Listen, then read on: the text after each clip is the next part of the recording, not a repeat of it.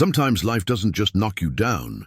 It takes everything you ever loved and leaves you with nothing but the clothes on your back. For Dominic Lawson, a 46-year-old single father, that moment came when he lost his wife, his home, and nearly lost his daughter too. He was living in his truck with $50 to his name when he made a choice that everyone said was crazy. He bought an abandoned church at a county auction for exactly that amount. The building was falling apart, covered in vines, and the locals warned him to stay away. But Dominic needed a fresh start. Then he began clearing the cemetery behind the church and discovered something strange: freshly dug graves with no bodies inside. What was hidden beneath that old church, and why?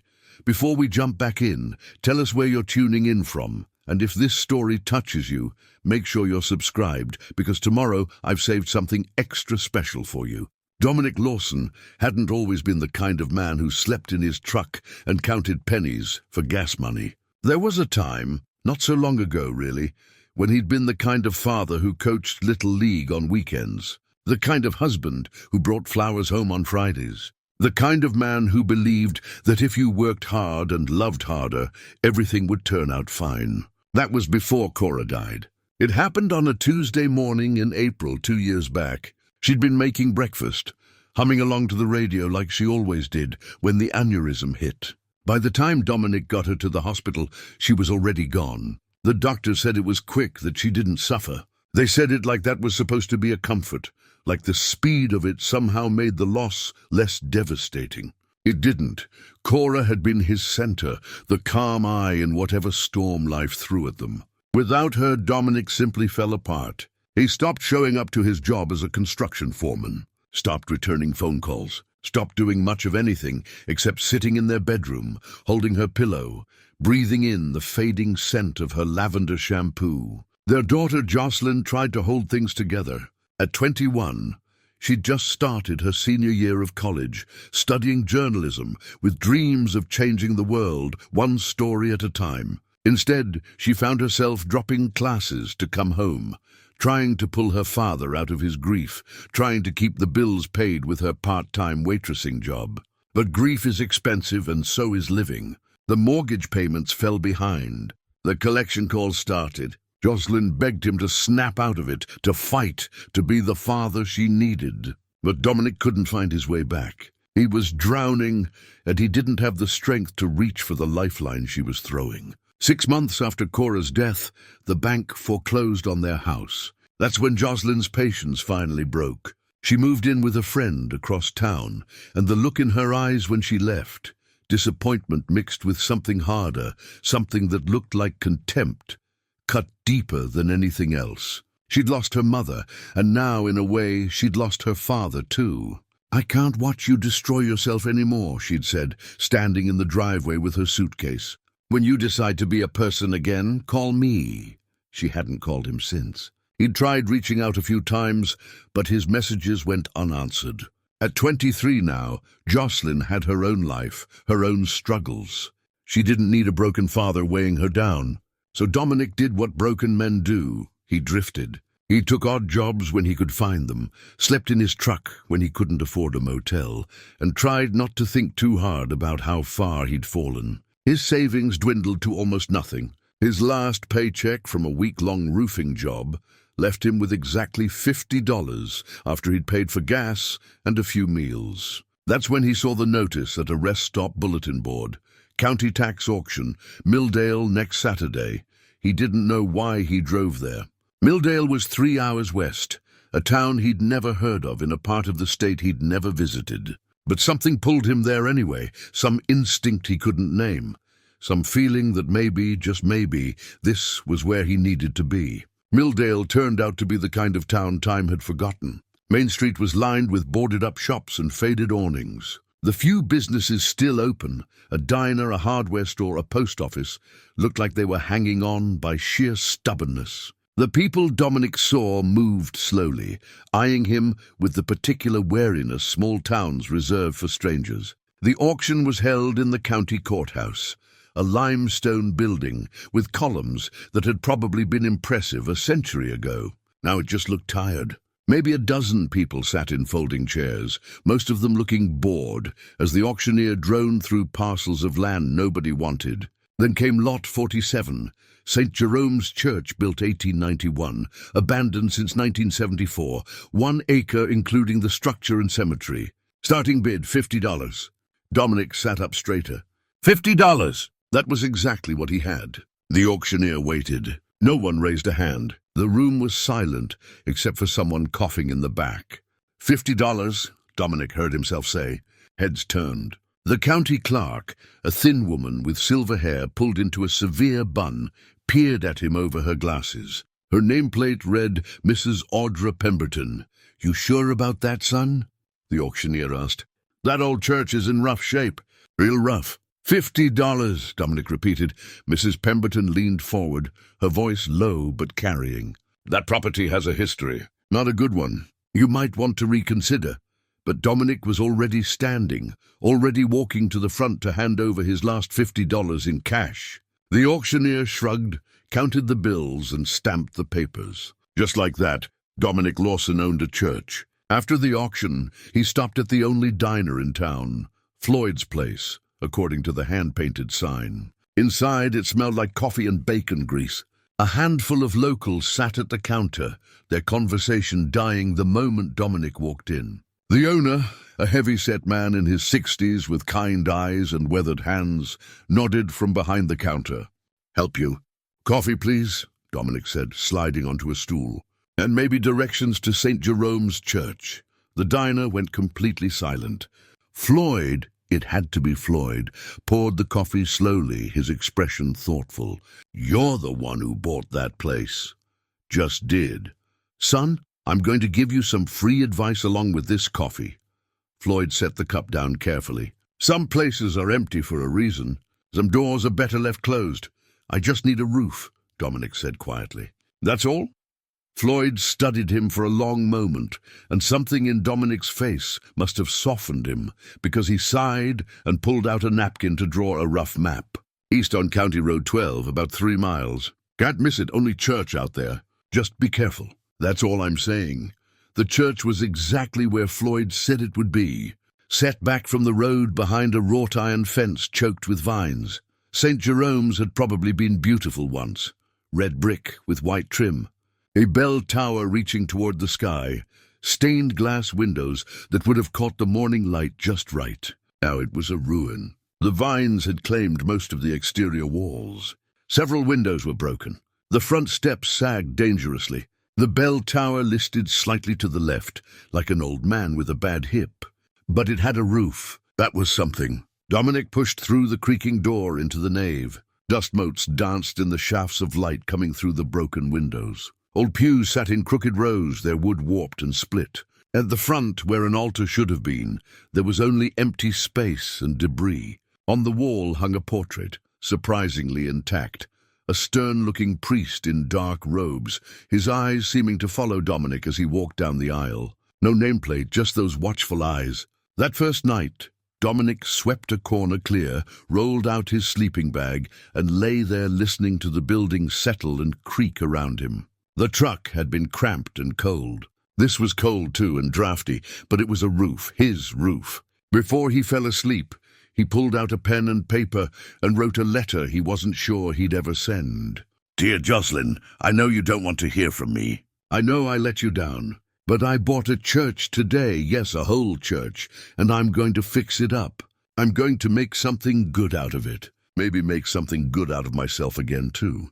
I'm sorry for everything. I love you, Dad."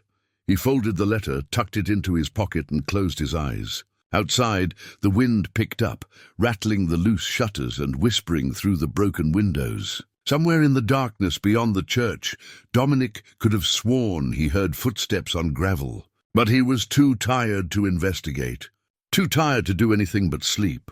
Tomorrow, he told himself. Tomorrow he'd start making this place into something. Tomorrow he'd start putting the pieces back together. He had no idea what was waiting for him in the cemetery behind the church, or what secrets lay buried beneath his feet. Morning came cold and grey. Dominic woke to the sound of crows arguing in the trees outside, and his back protesting every movement. He'd slept on harder surfaces in the past months, but not by much. Still, as he sat up and looked around the dusty nave, he felt something he hadn't felt in a long time, a sense of purpose, however small. He spent the first few hours doing basic cleanup, sweeping debris from the floor, boarding up the worst of the broken windows with scraps of plywood he found in what must have once been a storage room. Testing the old hand pump out back, surprised and grateful when it coughed up rusty water that eventually ran clear. By noon, he'd worked up enough courage to explore the cemetery. It sprawled behind the church, maybe half an acre of weathered headstones and overgrown grass that reached past his knees. A rusted iron fence marked the perimeter, its gate hanging crooked on broken hinges. Dominic counted 23 headstones as he waded through the brambles and weeds, their inscriptions worn smooth by time and weather. The dates ranged from the 1890s to the 1960s. Most were simple markers, names, dates, nothing more. A few had brief epitaphs: beloved mother, rest in peace, gone but not forgotten. The irony of that last one struck him. They'd all been forgotten, really, left to time and weather and the slow creep of nature reclaiming what had once been tended ground. Dominic decided the cemetery would be his first real project. He'd clear it, restore what dignity he could to this abandoned place. It felt right somehow, honoring these forgotten dead. Maybe it was his way of honoring Cora, too, of making up for the months he'd spent too broken to even visit her grave. He found a rusted shovel leaning against one of the larger monuments, its wooden handle surprisingly solid despite the years. Carved into the handle were the initials FM. He used it to start hacking away at the worst of the undergrowth. That's when he found the first one. A rectangular patch of earth, about 6 feet long and 3 feet wide, where the grass grew differently. Newer, greener. The soil looked disturbed, settled, but not settled enough. Like something had been dug up recently, then filled back in. Dominic's pulse quickened. He moved through the cemetery more carefully now, looking for other signs. He found 5 more identical patches scattered among the old graves. 6 in total, all the same size, all showing recent disturbance. His hands were shaking as he pushed the shovel into the first patch. The soil gave easily, too easily. He dug carefully, expecting to hit a casket, remains, something. But there was nothing. Just empty earth going down maybe 4 feet before hitting the harder, undisturbed clay beneath. He checked another patch, then another, all empty. 6 grave-shaped holes that had been dug, then filled back in, but never used. Why would someone dig graves and leave them empty? Dominic's mind raced through possibilities. Cemetery maintenance? But why dig and refill? Preparation for future burials? But this place had been abandoned for decades. Who would be preparing graves here now? He needed answers. The county office would have records, burial permits, something that might explain this. The drive back to town took 20 minutes, giving Dominic time to talk himself through what he'd found. Maybe there was a simple explanation. Maybe he was jumping to conclusions. But the tight knot in his stomach suggested otherwise. Mrs. Pemberton looked up from her desk as he entered the county office, her expression cooling the moment she recognized him. "Mr. Lawson, what can I do for you?" "I found some disturbed earth in the cemetery," Dominic said carefully. "Recent digging. I was wondering if there are any records of burials at St. Jerome's in the past few months." Her lips pressed into a thin line. "That church has been decommissioned since 1974. No burials have been authorized there in over 50 years. But someone's been digging, perhaps vandals, perhaps animals. Old cemeteries attract all sorts of disturbances." Her tone suggested the conversation was over. "If you're concerned, file a report with Sheriff Tate." She turned back to her paperwork, dismissing him. But Dominic had seen something flicker in her eyes, not confusion or concern, but something closer to alarm. She knew something. That night, back at the church, Dominic couldn't sleep. Every creak of the old building set his nerves on edge. Around midnight, he heard something that definitely wasn't the wind. Footsteps on gravel, slow and deliberate, circling the church. He moved to a window, careful to stay in shadow. In the moonlight, he could make out a figure moving through the cemetery, stopping at each of the disturbed patches. The figure crouched down, seemed to examine the ground, then moved to the next spot. Dominic's heart hammered. He should go out there, confront whoever it was. But something held him back, maybe caution, maybe fear. Instead, he watched until the figure finished its circuit and disappeared into the trees beyond the cemetery fence. He didn't sleep after that. Morning brought another discovery. Fresh footprints in the mud near the cemetery gate, bootprints size 10 or 11 with a distinctive worn heel. And in the church itself, muddy tracks leading from the door to the center of the nave. Someone had been inside while he slept. Dominic followed the tracks. They led to a spot in the floor he'd swept clean the day before. Now looking closer, he noticed something he'd missed. A slight gap between floorboards, forming a rectangle about 3 feet square. He knelt down, running his fingers along the edges. One of the boards was loose. He pried it up carefully, and beneath it, set into the stone foundation, was an iron ring. His breath caught. The ring was attached to something, a door, a hatch, something hidden beneath the church floor. He worked at the other boards, pulling them up one by one, revealing a wooden trapdoor, sealed with layers of old paint and rust. Dominic sat back on his heels, staring at his discovery. Every instinct told him this was what someone didn't want him to find. The empty graves, the nighttime visitor, Mrs. Pemberton's evasiveness, it all connected to whatever was beneath this door. He pulled out his phone, barely any signal out here but enough, and called the only number he'd promised himself he wouldn't call unless it was important. Jocelyn answered on the 4th ring. "Dad!" Just hearing her voice cracked something open in his chest. "Hey, sweetheart, I know you don't want to hear from me, but are you okay?" The concern in her voice gave him hope. "I'm fine. I'm at this church I bought.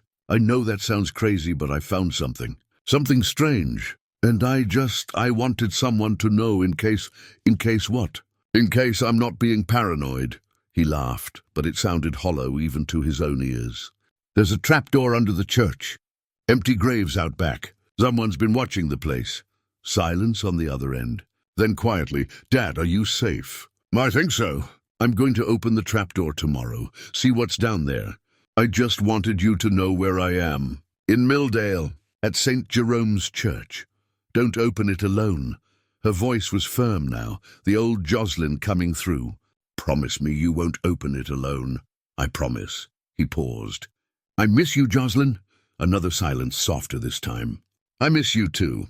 Just be careful, okay?" After she hung up, Dominic stared at the trapdoor. Tomorrow, he told himself. Tomorrow he'd find out what secret St. Jerome's was hiding. He spent the rest of the night sitting watch, the shovel with the initials FM across his lap, waiting for footsteps that never came. Dawn arrived with a soft rain that pattered against the church's roof and filled the air with the smell of wet earth. Dominic had managed maybe an hour of real sleep, his body finally giving in to exhaustion just before sunrise. When he woke stiff and sore, his first thought was of the trapdoor. He made himself wait. Boiled water on the small camping stove he'd brought from the truck. Made instant coffee that tasted like burnt cardboard, but gave him the caffeine he needed. Ate a protein bar that had been sitting in his glove compartment for who knew how long. Only then did he approach the trapdoor, crowbar in hand. The iron ring was cold to the touch. He pulled hard, straining against rust and time. The door fought him, groaning in protest, but finally gave way with a shriek of metal on metal. Dust billowed up from below, making him cough and step back. When the air cleared, he saw stone steps descending into darkness. Dominic clicked on his flashlight, another item from the truck, batteries thankfully still good, and started down. 15 steps, steep and narrow, led to a cellar carved from stone and earth. The space was larger than he'd expected, maybe 15 feet by 20, with the ceiling just tall enough for him to stand upright. The walls were lined with wooden shelves, warped with age and moisture. On them sat boxes, ledgers, stacks of papers yellow with time. In one corner stood a small writing desk, its surface covered in a film of dust. An inkwell sat beside a cup holding dried-up quill pens. This had been someone's workspace, someone's hiding place. Dominic moved slowly through the space, his flashlight beam cutting through the darkness. The boxes contained church records, baptisms, marriages, funerals, all meticulously documented in fading ink. He found ledgers recording donations, expenses, the mundane business of running a church that stretched back to the 1890s. At the desk, he found something different, a leather-bound journal, its cover cracked and worn. He opened it carefully, afraid the brittle pages might crumble in his hands. The handwriting inside was precise, almost compulsive in its neatness. The first entry was dated January 3rd, 1957. This journal I begin not for my own remembrance, but as testimony. Should anyone find these words, know that I, Father Matthias Grayson, priest of St. Jerome's Church, carry a burden that weighs heavier with each passing day. There are truths in this town that must be preserved, even if they can never be spoken. Dominic's hands trembled slightly as he turned the pages. Entry after entry detailed Father Matthias's daily life. Services conducted, parishioners counseled, repairs needed on the church. Ordinary things. But woven through it all was a thread of growing unease. March 1957. I have been researching the church archives, particularly the records from 1918. The numbers do not match. The official county records, the church ledger, they tell different stories. I must investigate further. June 1957. I spoke with Mrs. Adelaide Winters today. She is 93 and remembers the sickness that swept through Milldale. She calls it the time of silence. When I pressed her, she wept and begged me to leave the past alone. September 1957. I have found discrepancies that cannot be explained by simple bookkeeping errors. The church records from October and November 1918 are incomplete, pages torn out or burned. Why would Father Cornelius, my predecessor, destroy records? What was he hiding? Dominic read faster now, drawn into Father Matthias's growing obsession. January 1958. The Spanish flu of 1918 killed 47 people in Milldale, according to county records. But the church ledger before the missing pages listed 52 souls under quarantine care. Where are the other 5? Where did they go? The entries grew darker, more troubled. Father Matthias had clearly stumbled onto something that haunted him. May 1958. I confronted Mayor Garrett about the discrepancies. He became hostile, warned me that some questions were dangerous to ask. He said, "The dead are buried. Let them rest. But what if they're not buried? What if that's the whole problem?" Dominic's throat felt tight. He set down the journal and searched through the boxes more carefully. In one, he found a brittle newspaper clipping from November 1918, the Milldale Gazette. The headline read, "Influenza claims 47 lives. Town mourns its dead." The article described the devastating 3-week period when the Spanish flu had torn through the small community. It praised Father Cornelius Ashford for his tireless work caring for the sick, organizing quarantine measures, and performing last rites. A true shepherd to his flock, the article said. But something about the tone felt wrong, too clean, too neat, like a story that had been carefully edited. Dominic returned to the journal, skipping ahead to the final entries. August 1959, I can no longer serve this church in good conscience. The truth is buried here, literally and figuratively, and I lack the courage to excavate it. God forgive me, but I am a coward. I will leave Milldale at the end of the month and pray that someone braver than I will one day uncover what Father Cornelius and the town leaders did. The weight of their sin should not be mine alone to carry. The final entry was dated September 2nd, 1959. I am sealing this vault today. Everything I have learned, I leave here as testimony. They buried the truth with the dead, but truth has a way of rising. To whoever finds this, look beneath. Always look beneath. The journal ended there. No more entries. Dominic checked the church records and found that Father Matthias had indeed left. St. Jerome's in September 1959. The church had limped along with visiting priests for another 15 years before being abandoned entirely. Dominic climbed back up to the nave, his mind reeling. 52 people in quarantine, 47 official deaths, 5 missing from the record. And Father Matthias's cryptic warning, look beneath. He needed more information. Needed to see the actual county death records from 1918, not just newspaper articles. But Mrs. Pemberton had already made it clear she wouldn't help him. He sat in one of the old pews, the journal in his hands, and tried to think. Outside, the rain had stopped, leaving everything damp and grey. Water dripped from the eaves with a steady rhythm that should have been soothing, but only reminded him of time passing. A knock at the door startled him so badly he nearly dropped the journal. He opened the door to find a man in a sheriff's uniform, tall and solid, probably in his early 50s. His badge read Virgil Tate. "Mr. Lawson, I'm Sheriff Tate. Mind if I come in?" Dominic stepped aside, suddenly very aware of the open trapdoor in the middle of the floor. Virgil's eyes went to it immediately. "Doing some exploring, I see." "It's my property," Dominic said, trying to keep his voice steady. "I have a right to know what's on it." "That you do." Virgil walked slowly around the nave, his boots echoing on the wooden floor. "Thing is, some folks in town are a little concerned. You've been asking questions, poking around the cemetery. Now you're digging up cellars. People get nervous when strangers start disturbing things. I found empty graves out back," Dominic said. "Freshly dug and filled in. Don't you find that strange?" "Old cemetery maintenance," Virgil said smoothly. "Previous owner probably had some work done before the tax sale. The church has been abandoned for 50 years. Then vandals, kids messing around. Happens all the time." Virgil turned to face him fully. "My point is, Mr. Lawson, you're new here. You don't know the town, don't know its history. Sometimes it's best to just fix up your property and leave well enough alone. And if I don't..." Something hardened in Virgil's expression. "Then you might find that Milldale isn't as welcoming as you'd hoped. Building codes, safety inspections, permits.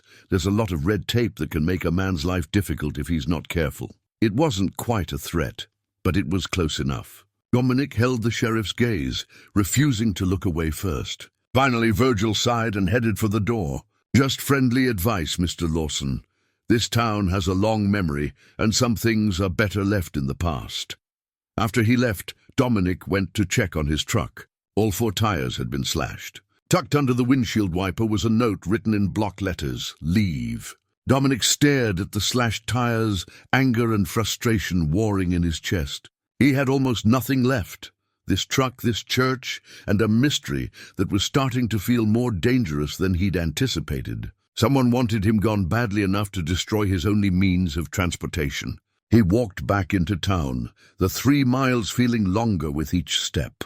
His boots had seen better days, and by the time he reached Main Street, he could feel a blister forming on his right heel. The few people he passed looked away quickly, as if making eye contact might somehow implicate them. Floyd's place was busier than it had been during his first visit. The lunch crowd, all 8 of them, fell silent when Dominic walked in. He took a seat at the counter, ignoring the stares. Floyd came over with a pot of coffee. "Rough morning?" "Someone slashed my tires. Left me a note telling me to leave town." Floyd poured the coffee without comment, but Dominic saw concern flicker across his face. "You reported to Virgil?" "Sheriff Tate already paid me a visit this morning. Somehow I don't think he'll be investigating my vandalism case with much enthusiasm." "Probably not," Floyd agreed quietly. He glanced back at the kitchen, then leaned forward. "There's someone you should talk to. Lydia Frost, retired schoolteacher, lives on Maple Street, 3rd house on the left. White house with blue shutters. She's got a memory like a steel trap, and she's not afraid to use it." "Why would she talk to me?" "Because she's been waiting for someone to ask the right questions for about 40 years. Floyd straightened as one of the other customers called for more coffee. "Tell her Floyd sent you." Dominic found the house easily enough, a tidy white cottage with blue shutters and a garden that clearly received more attention than most properties in Milldale. A woman in her 70s answered the door, her silver hair pulled back in a braid, her eyes sharp and assessing behind wire-rimmed glasses. "Mrs. Frost?" "Floyd Grimsby sent me." "My name is Dominic Lawson, the man who bought St. Jerome's." It wasn't a question. "I've been wondering when you'd come knocking." "Come in, Mr. Lawson. I'll make us some tea." Her living room was filled with books and photographs, decades of memories preserved and displayed. She brought out tea in delicate china cups that seemed at odds with the blunt directness in her eyes. You've been asking questions, she said, settling into an armchair. About the cemetery. About 1918. How did you... Small town, Mr. Lawson. Everyone knows everything or thinks they do. She sipped her tea. What exactly did you find? Dominic told her about the empty graves, the journal in the vault, Father Matthias's cryptic entries about missing people and buried truth. Lydia listened without interruption, her expression growing more somber. When he finished, she was quiet for a long moment. Then she stood and went to a bookshelf, pulling down a leather photo album. My grandmother, Ruth Barton, lived through the 1918 epidemic. She was 16 years old. Lydia opened the album to a photograph of a young woman with sad eyes. She told me stories, things that never made it into the official records, things people wanted to forget. What kind of things? The Spanish flu hit Milldale hard and fast. People were dying in their homes, in the streets. The town leaders panicked. They set up a quarantine site at St. Jerome's Church, forced everyone who showed symptoms to go there, whether they wanted to or not. Dominic thought of Father Matthias's journal. The references to quarantine care. My grandmother said it was like a prison, Lydia continued. Families were torn apart. The sick were locked inside, given minimal food and water, left to either recover or die. Father Cornelius Ashford was supposed to minister to them, but Gran said he was more jailer than priest. The newspaper made him sound like a hero. Lydia's smile was bitter. Newspapers print what they're told to print, especially in small towns where the editor's job depends on staying in the good graces of the mayor. The official story was that Father Cornelius tended to his flock selflessly. The truth was, he stood by while the town leaders made decisions no one should have to make. What kind of decisions? The epidemic lasted 3 weeks. When it was over, 47 people had died. But Gran remembered 52 people being taken into the church. She counted them herself. She lived across the street, watched them being brought in one by one. Dominic's pulse quickened. That matches what Father Matthias wrote. He found the same discrepancy. 5 people, Lydia said softly. 5 souls who went into that church and never came out, but also never appeared in the death records. My grandmother asked about them afterward, about Annalise Cordell and her baby girl, about Samuel Winters, about the others. She was told they'd recovered and moved away, but Gran didn't believe it. She said Annalise would never have left without saying goodbye. Annalise Cordell, Dominic repeated. Something about the name resonated, though he couldn't say why. Lydia pulled out another photograph from the album, a young woman with kind eyes, holding an infant.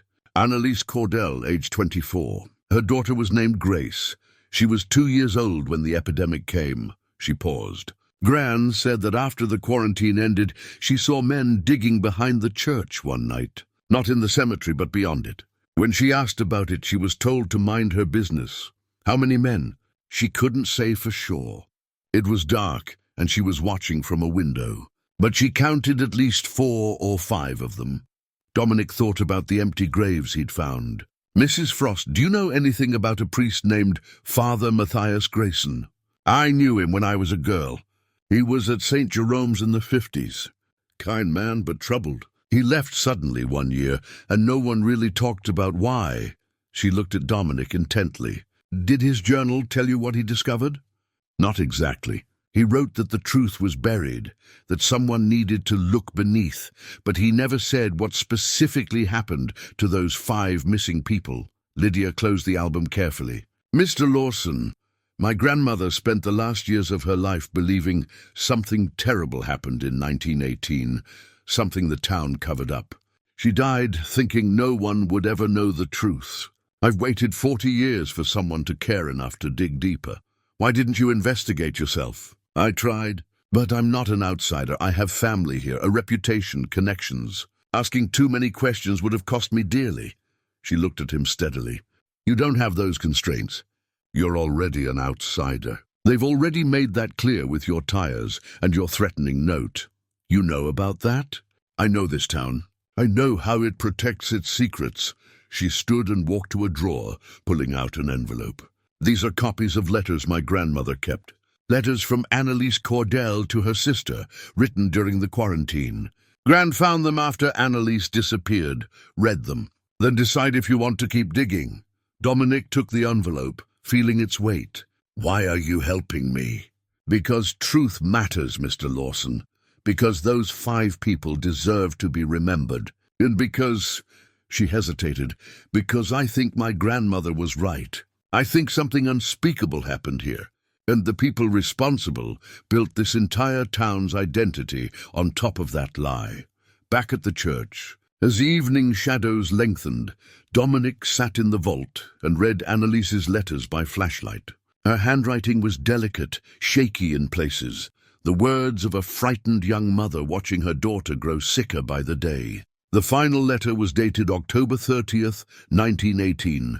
Dearest Margaret, if you receive this, know that I tried. Grace is burning with fever. We have no medicine, no doctor. Father Cornelius says we must trust in God's plan, but I see no plan in this suffering. They have locked the doors from the outside. We cannot leave, cannot even bury our dead properly. The smell is unbearable. People are dying in the pews where they once prayed. I fear we will all die here, forgotten and alone. If I do not survive, please remember Grace. Remember she was loved. Remember she was here. Your sister, Annalise. Dominic's hands shook as he set down the letter. Annalise and Grace, real people with real lives, reduced to a discrepancy in an old ledger. His phone buzzed, a text from Jocelyn. Are you okay? You scared me yesterday, he typed back. I'm okay. Found some things. Important things. Can I call you? Her response came immediately. Yes. He climbed out of the vault and stepped outside where the signal was better. She answered on the first ring. Dad, I'm here, sweetheart. And I think I know why someone wants me gone from this place. Dominic told Jocelyn everything. The journal, Lydia's stories, Annalise's letters. He heard her breathing change on the other end of the line, the way it always did when she was processing something troubling. Dad, this sounds like it could be dangerous. 5 missing people, a town covering something up for over a century. I know how it sounds. Do you? Her voice sharpened with worry. Someone already slashed your tires. What's next? I have to see this through, Joss. These people, Annalise and her baby, they deserve better than being erased from history. Silence stretched between them. Then quietly, you sound like yourself again. Like the dad I remember. The words hit him harder than he expected. I'm trying to be. I could come out there, she said. Help you look through records, take notes. I still remember some of my journalism training. Jocelyn, I can't ask you to... You're not asking. I'm offering. Her voice was firm. Besides, I took a few days off work. And I'd like to see this church you bought for $50. After they hung up, Dominic felt something unfamiliar. Hope. Not just for solving the mystery, but for the possibility that he and his daughter might actually find their way back to each other. She arrived the next morning, driving a beat-up Honda that had seen better days. When she stepped out, Dominic was struck by how much she looked like Cora. Same dark hair, same determined set to her jaw. She was thinner than he remembered, wearing jeans and a jacket that had been Cora's. They stood awkwardly for a moment, before Jocelyn closed the distance and hugged him. Not a long embrace, but enough. The church is bigger than I expected, she said, pulling back and looking at the building. It's a mess, but it's got good bones. He led her inside, showed her the nave, the vault, the evidence he'd been collecting. She listened intently, asked sharp questions, and took notes on her phone. We need to see official records, she said. Death certificates, burial permits. If there really are 5 missing people, there should be a paper trail. They drove to the county records office in her car. Mrs. Pemberton's expression soured the moment she saw them together. Mrs. Pemberton, Jocelyn said with professional courtesy, we'd like to access death certificates and burial permits from October through November 1918. Those records are old. They may not be readily available, but they exist, Jocelyn pressed. In the archives. It would take time to retrieve them. We can wait. Mrs. Pemberton's jaw tightened, but she disappeared into a back room. 40 minutes later, she returned with a single file box. These are the death certificates from that period. Burial permits are filed separately. Dominic and Jocelyn spread the certificates across a table in the small research room. There were 47 total, dated between October 15th and November 7th, 1918. Each listed Spanish influenza as the cause of death. Each had been signed by Dr. Harold Winslow, the town physician. No Annalise Cordell, Jocelyn murmured, scanning through them. No Grace Cordell. Dominic checked against the list of names Lydia had provided. 3 others were also missing. Samuel Winters, age 62. Patricia Donovan, age 37. Bernard Keane, age 49. 5 people unaccounted for, Jocelyn said, photographing each certificate with her phone. Now we need the church records. Back at St. Jerome's, they descended into the vault together. The ledger from 1918 was on a shelf marked Quarantine Records. Dominic opened it carefully while Jocelyn held the flashlight. The entries were methodical, dated October 14th through November 2nd. Each page listed names, ages, dates of admission to the quarantine. Dominic counted them aloud. 47, 48, 49. His finger stopped on the 50th name. Annalise Cordell, age 24. Admitted October 16th. Next entry, Grace Cordell, age 2. Admitted October 16th. They continued. Samuel Winters. Patricia Donovan, Bernard Keane. 52 total admissions. But at the bottom of the page, a note in different handwriting, shakier, more urgent. November 2nd, 1918. Quarantine ended. 47 deaths recorded. 5 survivors transported per council directive. Father C.A. Transported where? Jocelyn asked. That's what Father Matthias was trying to find out. Dominic photographed the page. And look at this. The next several pages have been torn out. Indeed, jagged edges showed where someone had ripped entire sheets from the ledger. Whatever had happened after November 2nd, someone had wanted it erased. We need burial permits, Jocelyn said. If these people died, even if it wasn't from the flu, there should be permits. They returned to the county office the next day. Mrs. Pemberton was even less cooperative, claiming the burial permits from 1918 had been damaged in a basement flood 20 years ago. All of them? Jocelyn asked skeptically. Most of them. What survived is incomplete. Can we see what's there? With obvious reluctance, Mrs. Pemberton produced a thin folder. Inside were burial permits for 38 of the 47 deceased. 9 were missing, including the 5 people they were looking for. Convenient, Jocelyn muttered as they left. That evening, they sat in the church, going through everything they'd gathered. Dominic had found a small camping lantern that cast shadows on the walls as they worked. There's a pattern here, Jocelyn said, arranging photos on her phone. The 5 missing people, they're not just absent from death records. They're absent from everything after November 2nd. No burial permits, no obituaries, nothing. Lydia said her grandmother saw men digging behind the church that night. Then that's where we need to look. Jocelyn stood, grabbed a flashlight. Come on, now. It's almost dark.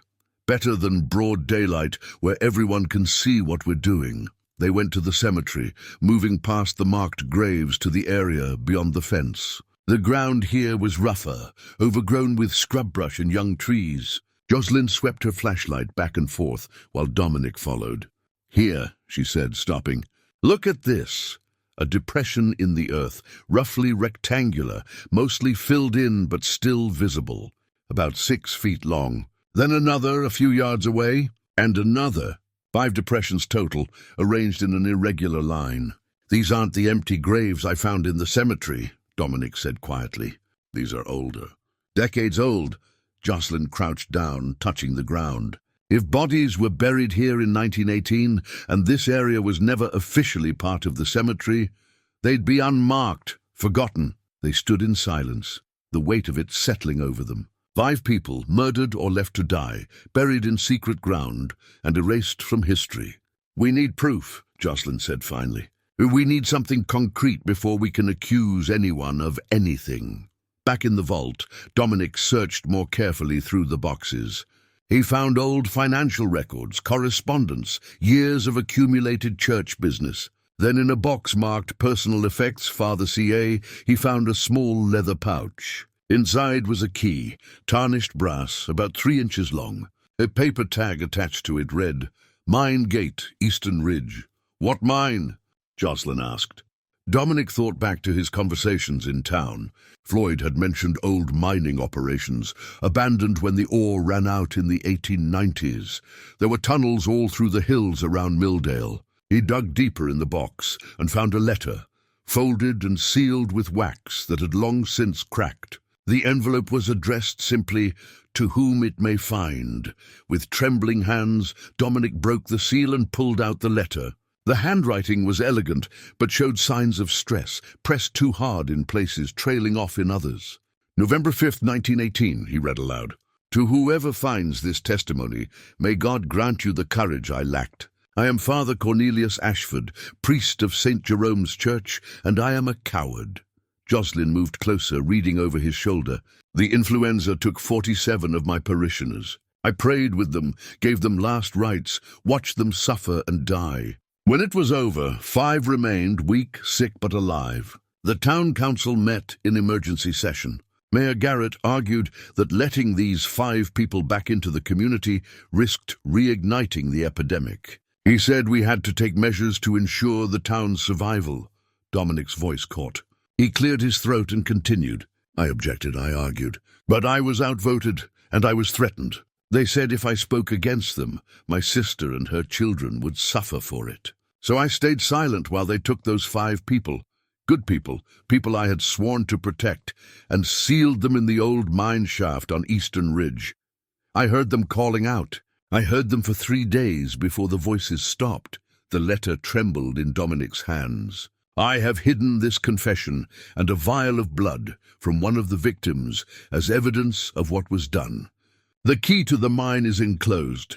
May God forgive me, though I cannot forgive myself. I flee this place a broken man. Father Cornelius Ashford." Silence filled the vault. Then Jocelyn spoke, her voice tight with anger. "They buried 5 people alive. Neither of them slept that night. They sat in the church nave, the confession letter between them, wrestling with the horror of what they'd uncovered. 5 people, including a 2-year-old child, sealed in a mine shaft and left to die. Not killed by disease, but by fear and cruelty dressed up as civic duty. We have to find that mine," Jocelyn said, as the first light of dawn crept through the broken windows. "We have to confirm it. And then what? Go to the sheriff, who's already made it clear he wants me gone. Take it to Mrs. Pemberton, whose family probably helped cover this up. And then we go public. I still have contacts from journalism school, people who work at papers in the state capitol. This is the kind of story that doesn't stay buried once it gets out." Dominic looked at his daughter, seeing the fire in her eyes that reminded him so much of Cora. "You understand what you're saying? We accuse prominent families in this town of covering up mass murder, because that's what it was, and we make enemies we can't undo. Dad, they murdered a baby. They let a 2-year-old girl die in the dark, calling for her mother. I don't care who gets angry." He felt a surge of pride so strong it nearly choked him. This was the daughter he'd raised, the one who believed in justice, in truth, in doing what was right, even when it was hard. He'd lost sight of that girl in his grief, but she'd never really gone away. "Okay," he said. "We find the mine. We document everything. Then we make sure the world knows." They spent the morning searching the vault more thoroughly. Jocelyn had the idea that if Father Cornelius had hidden the confession and the key, he might have hidden other evidence too. She was the one who noticed the irregularity in the stone wall, a section that sounded hollow when she tapped it. Together, they carefully worked at the mortar with an old screwdriver until they could pry loose several stones. Behind them was a small cavity deliberately constructed. Inside sat 3 items: a sealed glass vial containing dark liquid, another envelope, and a small iron key with a tag reading "Mine Gate, Eastern Ridge." The vial's label, written in faded ink, made Dominic's stomach turn. "Blood of the innocent, Nov, 1918. May God forgive us." He kept evidence, Jocelyn breathed. Physical evidence. The second letter was shorter, dated November 4th, 1918, and written in the same hand as the confession. "Should anyone doubt the testimony I leave behind, let this vial serve as proof. This blood was drawn from Annalise Cordell before she was taken to the mine." I took it under the pretense of checking for fever, but in truth, I hoped to have evidence of her existence, her humanity. She was alive when they sealed that shaft. They all were. This blood is on all our hands, but most heavily on mine, for my silence. The key to the mine is enclosed. May a braver soul than I use it to bring these victims home. C.A. Dominic photographed everything, while Jocelyn took notes. They were building a case, piece by piece, testimony, evidence, documentation. Around noon, they heard a truck pull up outside. Dominic tensed, but relaxed when he recognized Floyd climbing out carrying a paper bag. "Figured you two might be hungry," Floyd said, handing over sandwiches and coffee.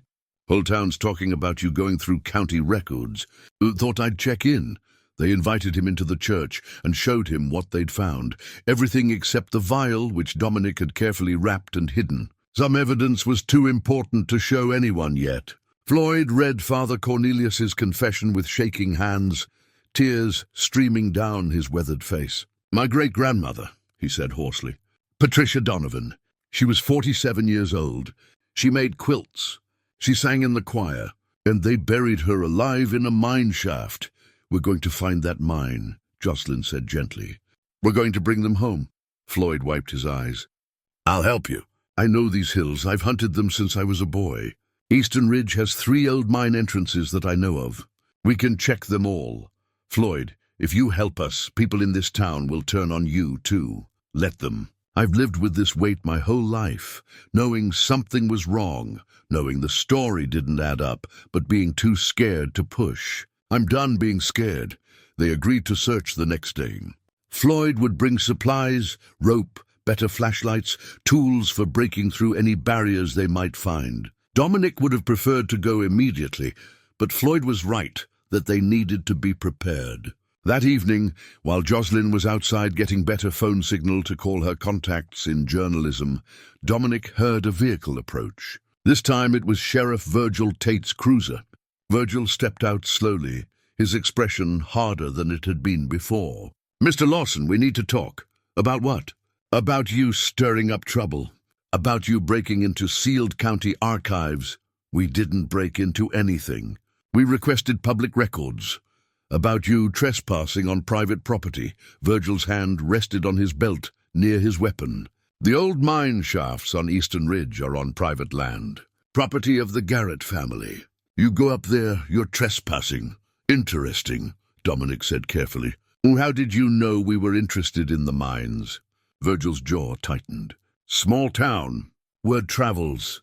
Or Mrs. Pemberton called you the moment we mentioned Eastern Ridge." Dominic stepped closer. "What are you so afraid we'll find up there, Sheriff?" "I'm not afraid of anything. I'm trying to prevent trouble.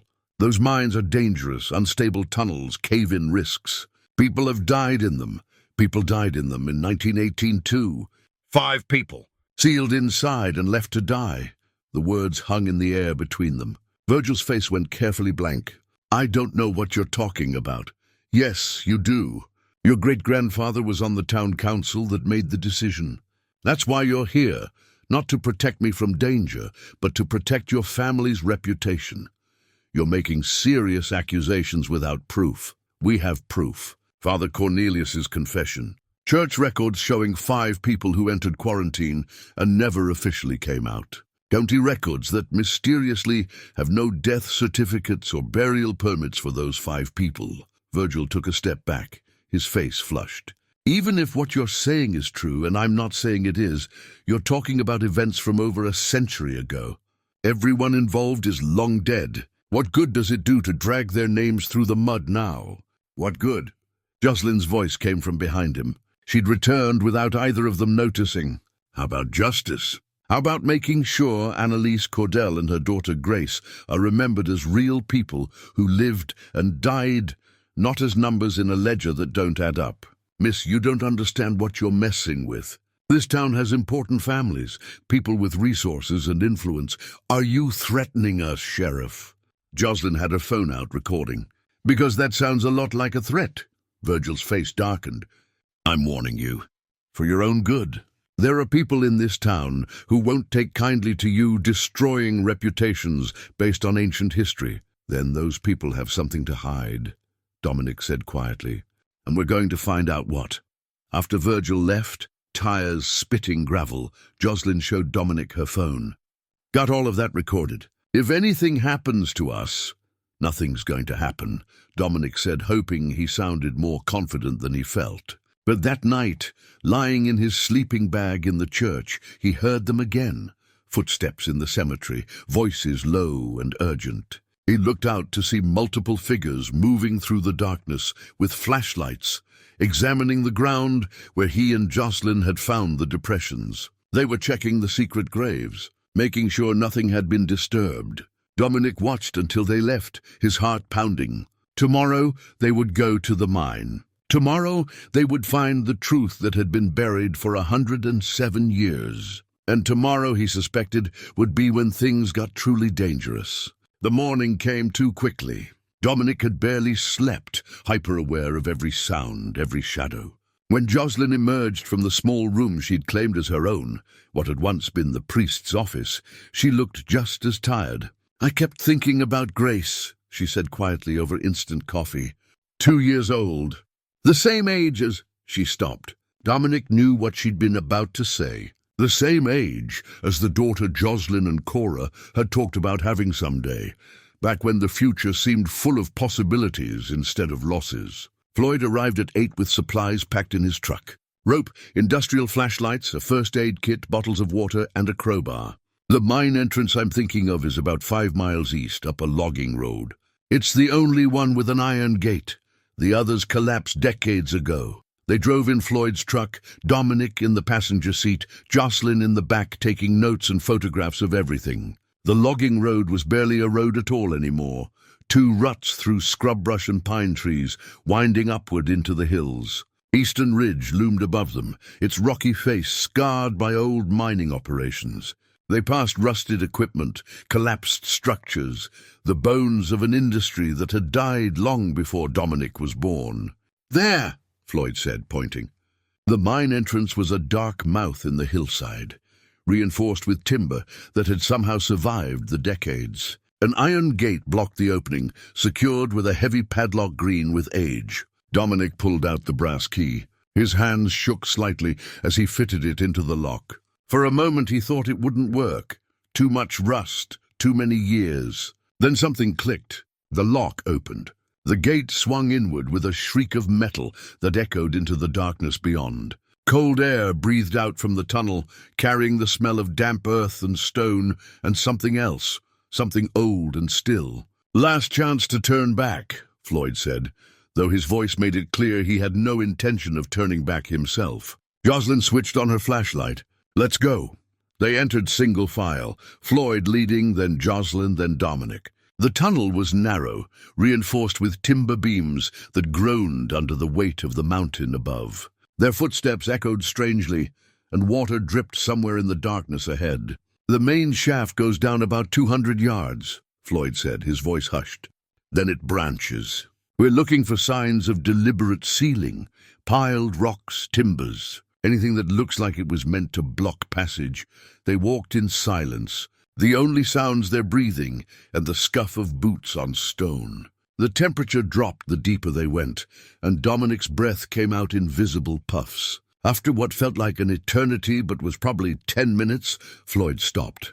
There, his flashlight illuminated a wall of stones and broken timber that completely blocked the tunnel. Unlike the natural rock around it, this was clearly man-made, rocks piled deliberately, gaps filled with smaller stones and dirt. "This wasn't a cave-in," Jocelyn said, running her hand along the barrier. "This was built." They began removing stones, working carefully.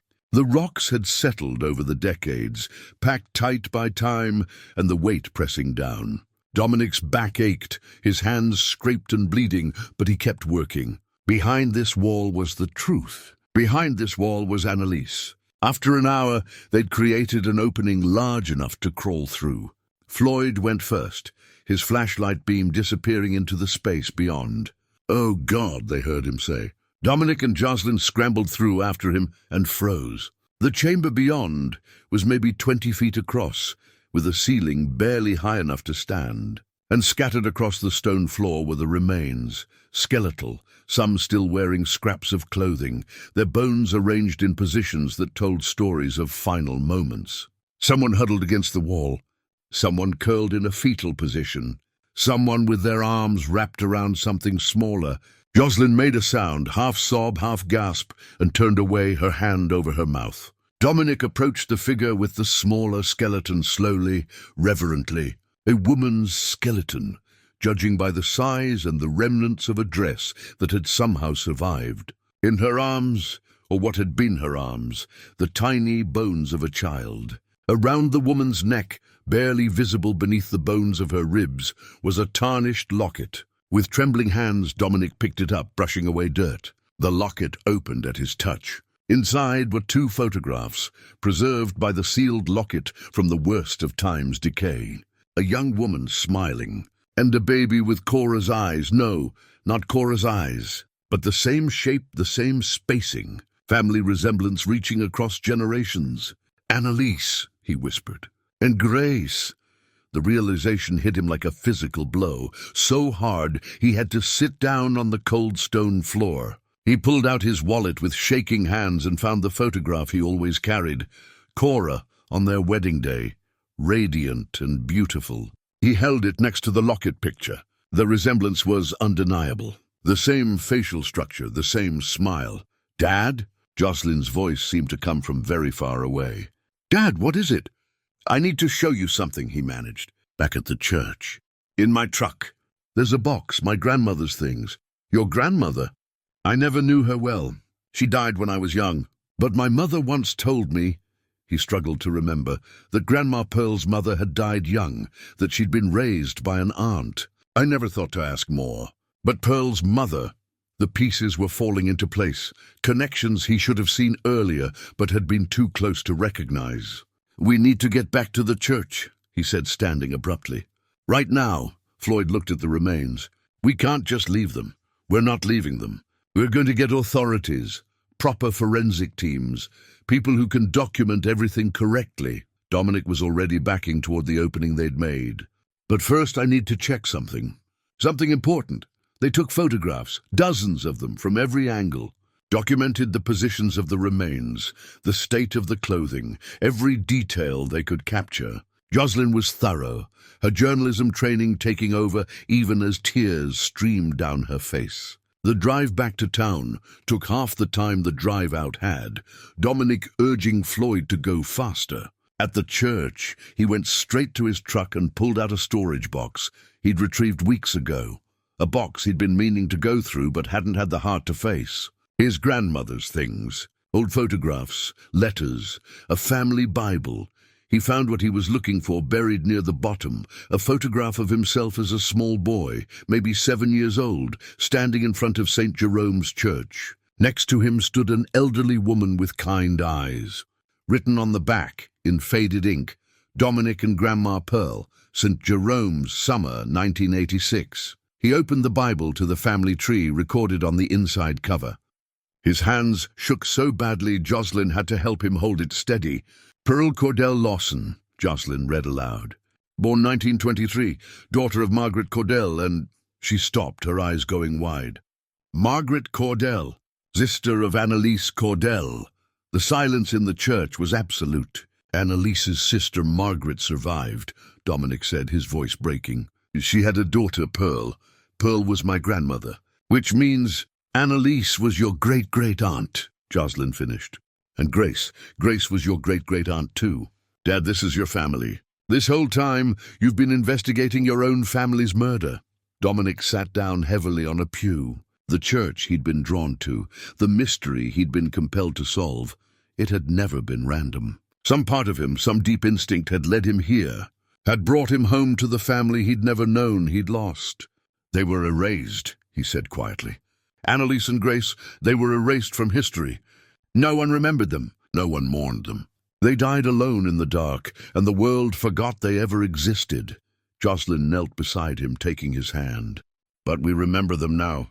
We know the truth, and we're going to make sure everyone else knows it too." Floyd, who'd been silent throughout this revelation, cleared his throat. "You're not just an outsider asking questions anymore, Dominic. Your family demanding justice. That changes things. How?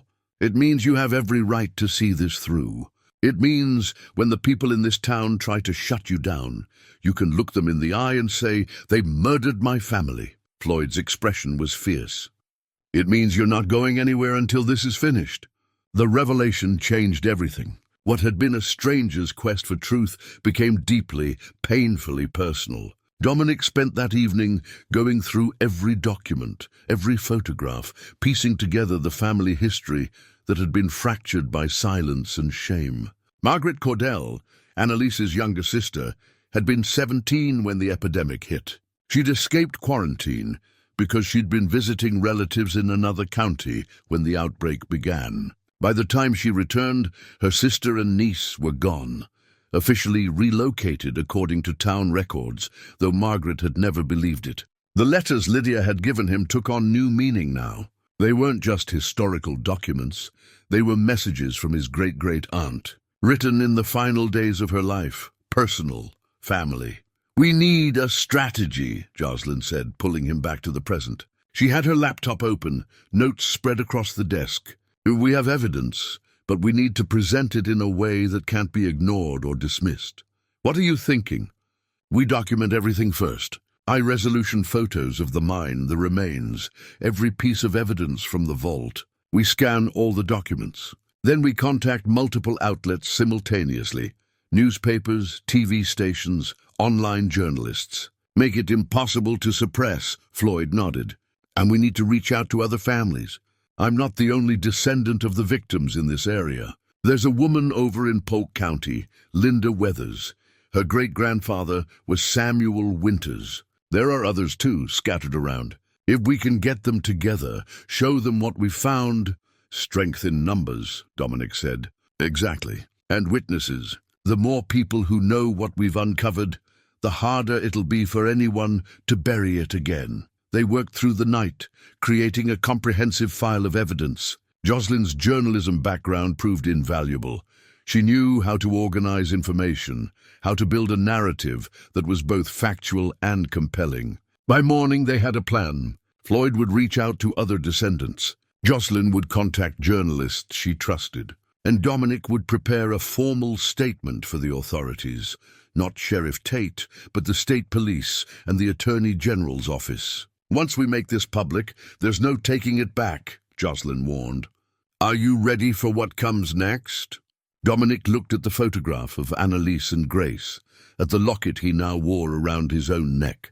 "I've been ready since the moment I found those empty graves. I just didn't know how ready until now." They drove to the nearest city 3 hours away, where Jocelyn had arranged to meet Oscar Fry, an investigative journalist she'd interned with during college. Oscar was in his 50s, with the tired eyes of someone who'd seen too much corruption and not enough justice. He listened to their story in a coffee shop, examining each piece of evidence they showed him on Jocelyn's laptop. The photographs from the mine made him set down his cup, his expression hardening. He stopped, searching for words. "This is one of the most significant cover-ups I've encountered in 30 years of journalism. Mass murder, falsified records, a conspiracy that's lasted over a century. Will you publish it?" Dominic asked. "I'll do better than publish it.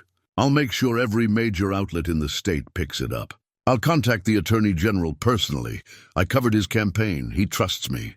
This won't stay buried, Mr. Lawson. I promise you that." While Oscar made calls, they drove to the state police headquarters. The detective who met with them, a woman named Sandra Preston, listened with increasing concern as they laid out their evidence. "We'll need to secure that mine site immediately," she said, already reaching for her phone. "And we'll need forensic anthropologists, a full investigation team.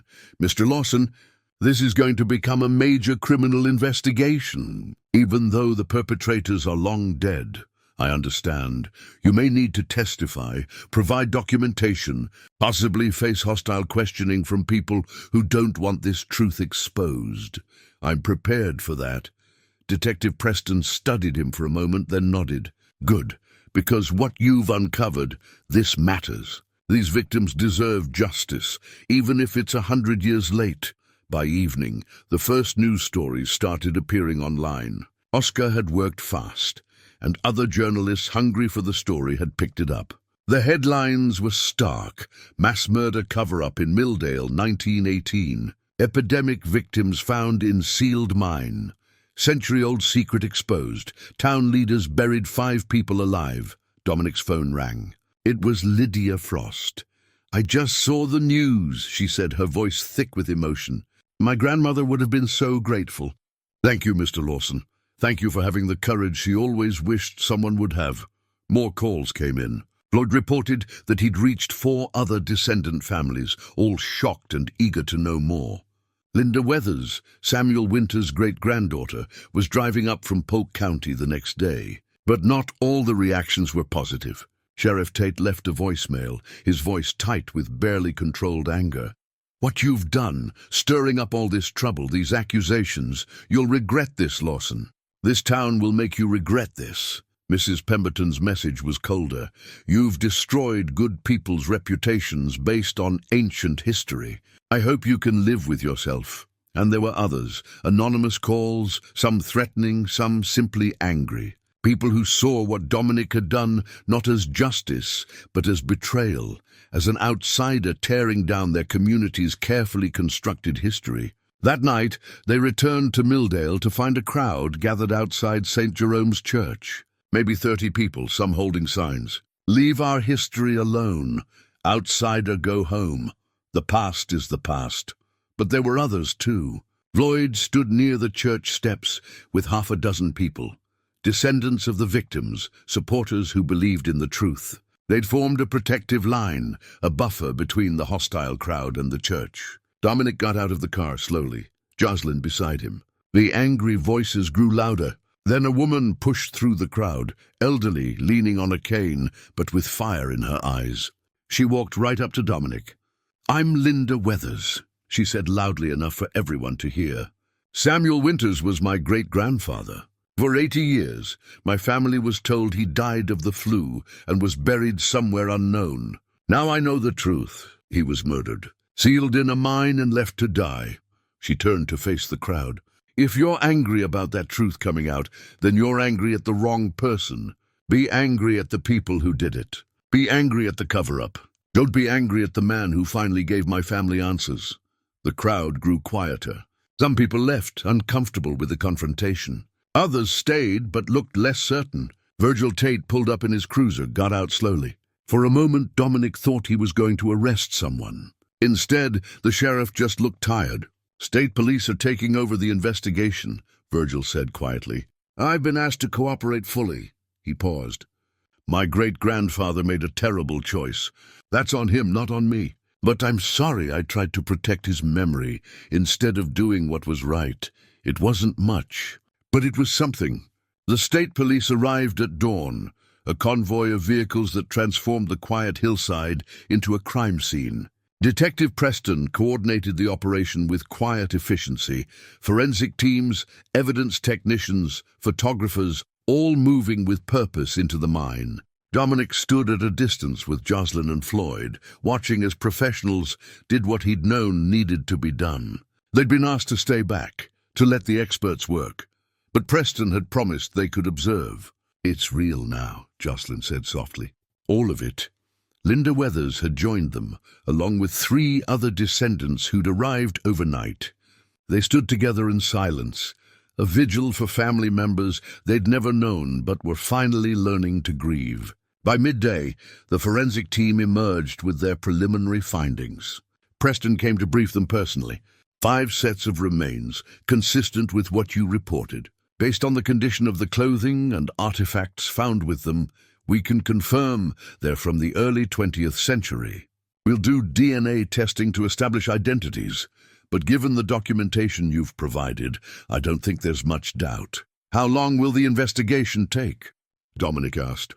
Weeks, possibly months. We need to exhume and examine everything properly, review all historical records, build a complete picture. She paused. But Mr. Lawson, you should know. What you've uncovered is already having an impact. The Attorney General is considering whether to issue a formal acknowledgement of wrongdoing, possibly some form of posthumous exoneration or memorial. That would mean a lot, Linda said quietly. Back in Milldale, the town was fracturing. Some families, the descendants of the 1918 council members, were defensive, angry, circling wagons. Others, like Floyd and a growing number of long-time residents, were grappling with the truth, trying to understand how their town had been built on such a dark foundation. Mrs. Pemberton resigned from her position at the county office. She released a statement through her attorney, a brief apology for obstructing the investigation and an acknowledgement that her family had known about the cover-up for generations. It wasn't enough for everyone, but it was something. The church became a gathering place. Dominic hadn't planned it that way, but people started showing up. Descendants of victims, historians, journalists, and ordinary citizens who wanted to understand what had happened. Jocelyn suggested they create a temporary memorial. They cleared the nave, set up a table with photographs of the 5 victims that Floyd and the other descendants had managed to gather. Annalise and Grace, Samuel Winters, Patricia Donovan, Bernard Keane, no longer just names on a list, but real people with faces and stories. Dominic placed the locket beside Annalise's photograph. Beside it, he put the letter she'd written to her sister Margaret, the one that had never been sent. People came to stand before the memorial in silence. Some cried, some just looked, bearing witness. One evening, as Dominic was straightening the photographs, a man in his 70s approached. He had the weathered face of someone who'd worked outdoors his whole life. "Mr. Lawson, my name is Burton Reeves. My great-grandfather was on the town council in 1918. Dominic tensed, waiting for anger or accusations. "I just wanted to say," Burton's voice cracked, "I wanted to say I'm sorry for what he did. For what my family helped hide." He looked at the photographs. "That little girl, Grace, she was younger than my own granddaughter. I can't imagine." He couldn't finish. Dominic put a hand on his shoulder. "It's not your burden to carry," Dominic said quietly. "What they did, that's on them. What you do now, how you choose to acknowledge the truth, that's on you."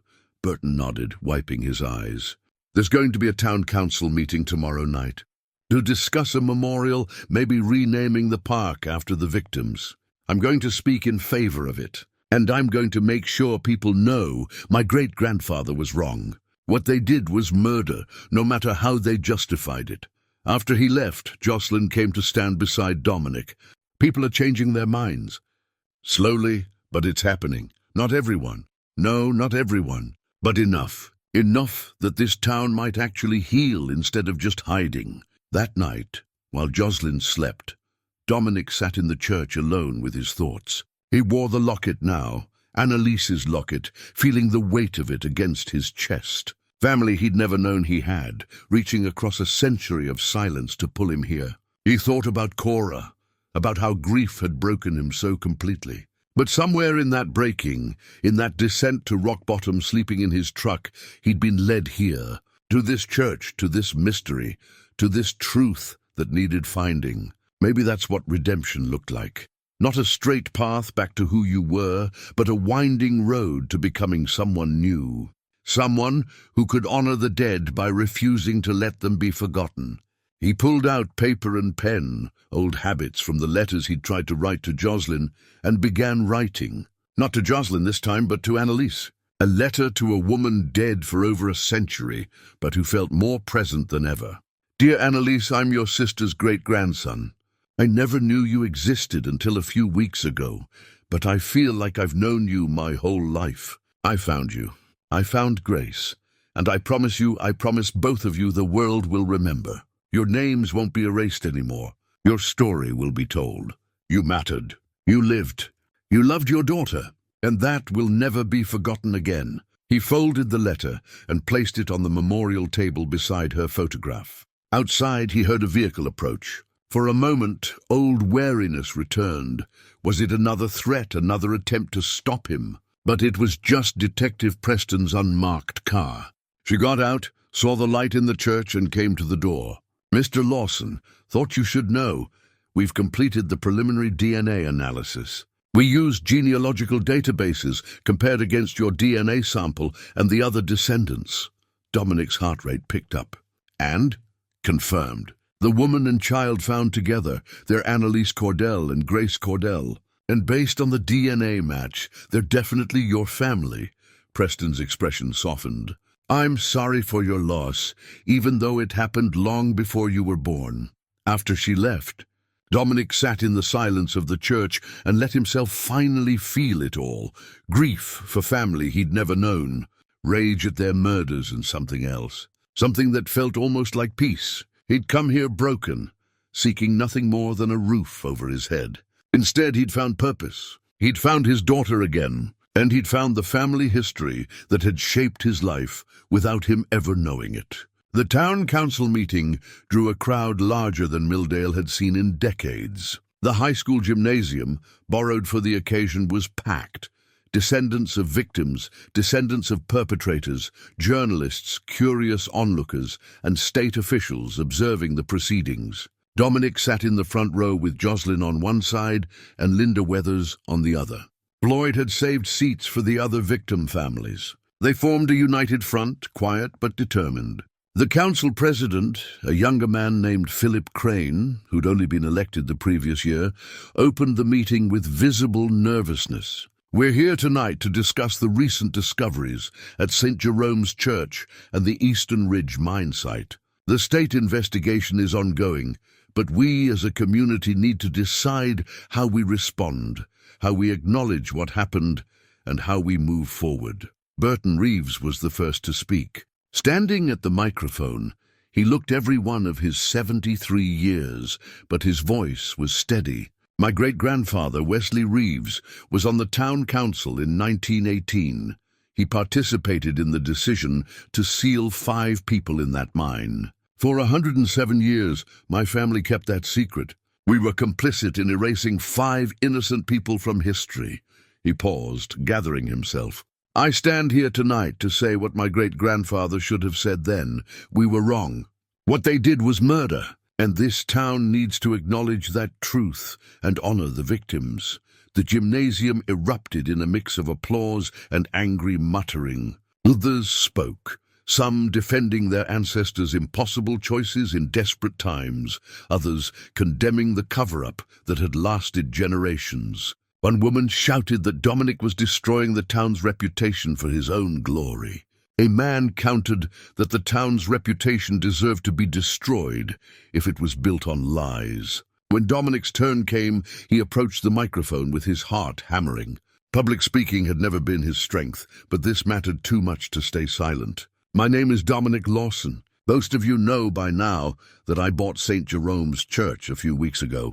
What you might not know is that I'm Annalise Cordell's great-great-nephew. When I came here, I was homeless, broke, and barely holding on. I bought that church for $50 because it was all I had left. He saw some faces soften, others harden. I didn't come here looking for a mystery or seeking to hurt anyone. I came looking for a second chance. What I found was the truth about my own family I never knew existed. Annalise was 24 years old. Her daughter Grace was 2. They survived the Spanish flu, and they were murdered for it. His voice broke slightly. He felt Jocelyn's presence behind him, giving him strength. I don't want revenge. The people who did this are long dead. What I want, what all of us want, he gestured to the other descendants, is acknowledgement. Recognition that these 5 people lived, that they mattered, that what happened to them was wrong. We want a memorial. We want their names restored to history. That's all. Linda Weathers spoke next, her voice trembling but fierce. My great-grandfather Samuel Winters was a carpenter. He built half the houses in this town. He survived the flu, and his reward was to die in the dark, sealed in a mine shaft. Don't tell me that's ancient history. Don't tell me to let it go. He deserves to be remembered. The debate went on for 2 hours. Heated at times, emotional throughout. But gradually a consensus emerged. The council would commission a memorial at St. Jerome's Church. The 5 victims' names would be added to the town's memorial plaque. A historical marker would be placed at the mine site, and the town would issue a formal acknowledgement of wrongdoing. It wasn't perfect. Some council members abstained rather than vote yes. Some families walked out in protest, but it passed. Outside afterward, Dominic felt exhausted but lighter somehow. Jocelyn hugged him tightly. "You did it, Dad. You actually did it." "We did it," he corrected. "All of us." Detective Preston approached with an update. "The forensic team has completed their work at the mine. The remains will be released for proper burial within the next few weeks. You'll be able to arrange a funeral service." "A funeral," Dominic repeated. 107 years late, but finally a chance to lay them to rest properly. Over the following days, plans took shape. The descendants worked together to arrange a memorial service. St. Jerome's Church would host it, fitting since that's where it had all begun. Dominic threw himself into preparing the church. He'd been doing basic repairs since he arrived, but now he worked with purpose, restoring what he could. Lloyd brought friends to help. Local contractors, moved by the story, donated materials and labor. The church slowly transformed. Windows were replaced. Walls were repaired and painted. The old pews were refinished. It would never be what it once was, but it became something new, a place of remembrance, of truth-telling, of healing. Jocelyn stayed through it all, working beside him. One evening, as they painted the nave walls, she spoke quietly. "Mom would be proud of you." Dominic's hand stilled on the brush. "You think so?" "I know so." "She always said you had a good heart, even when you couldn't see it yourself. She'd be proud that you found your way back." "I had help." He looked at his daughter. "I couldn't have done this without you, Joss. You coming here helping me, it saved me." "You saved me." She set down her brush and hugged him, paint-stained hands and all. "We saved each other, Dad." That night, alone in the church, Dominic stood before the growing memorial. More photographs had been added. Images of the victims in life, smiling and whole. Documents had been framed and hung. Testimonies from descendants were displayed. He touched the locket at his neck, feeling its familiar weight. Tomorrow, the state would officially release the remains. Next week would be the funeral. And then he would figure out what came next. Maybe he'd stay in Milldale, turn the church into a permanent memorial and community center. Maybe he'd move on, his purpose here fulfilled. He didn't know yet, but for the first time in years, he had options. He had his daughter back. He had a reason to wake up each morning. He had peace with the past, even as he honored it. The wooden cross carved with Grace's name sat on the memorial table. He picked it up, running his thumb over the worn letters. A father's love carved into wood, surviving a century. "I kept my promise," he whispered. "Everyone knows your name now." 3 months had passed since that town council meeting. Summer had arrived in Milldale, bringing warmth and green growth to the hills that had witnessed so much suffering. The church stood transformed, still old, still weathered, but restored with care and purpose. Today was the day they'd all been waiting for. The cemetery behind St. Jerome's had been cleared and tended, the old headstones cleaned, the grass cut. And now 5 new graves had been dug in a place of honor at the center. Proper graves this time, with dignity and care. 5 polished headstones stood waiting, each bearing a name that had been erased for too long. Annalise Cordell, 1894-1918, beloved sister and Mother Grace Cordell. 1916-1918, forever loved Samuel Winters. 1856-1918, master carpenter Patricia Donovan. 1871-1918, voice of the choir Bernard Keane. 1869-1918, friend to all. The service began at 10 in the morning. Over 200 people gathered, far more than Dominic had expected. Descendants of the victims, yes, but also residents of Milldale who'd come to witness this moment of reckoning and remembrance. Journalists documented it all.